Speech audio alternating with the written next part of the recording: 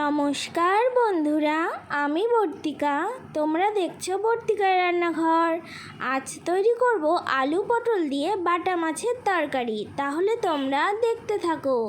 উপকরণে রয়েছে সর্ষের তেল, বাটা মাছ, লবণ, হলুদ, জিরে গুঁড়ো, টমেটো কুচি, ধনেপাতা কুচি, গোটা জিরে, কাঁচা লঙ্কা, লম্বা করে কেটে রাখা আলু আর পটল। কড়াইতে সর্ষের তেল দিয়ে দিলাম। তেল গরম হয়ে আসলে লবণ হলুদ মাখিয়ে বাটা মাছগুলো একে একে ভালো করে ভেজে নেব।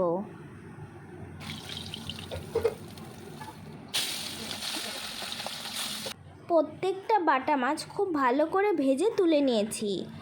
ওই তেলে আলুগুলোও ভেজে তুলে নিলাম।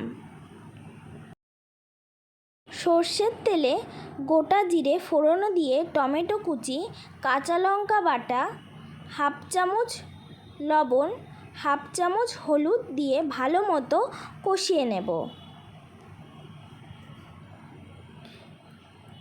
মশলা থেকে তেল ছেড়ে আসলে পটলগুলো দিয়ে দিলাম।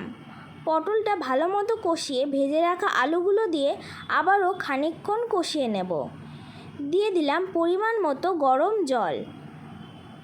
ঢাকা দিয়ে রাখবো 10-15 মিনিটের জন্য। ঢাকা তুলে ঝোল ফুটে আসলে ভেজে রাখা বাটা মাছ দিয়ে দিলাম। ধনেপাতা কুচি,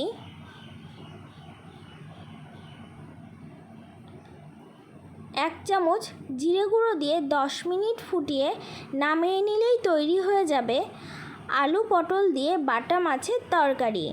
বন্ধুরা, কেমন লাগলো আমার এই রেসিপিটি অবশ্যই জানাবে। আর ভালো লাগলে লাইক, কমেন্ট, শেয়ার এবং আমার চ্যানেলটিকে সাবস্ক্রাইব করে দিতে ভুলো না। আজকের মতো টাটা।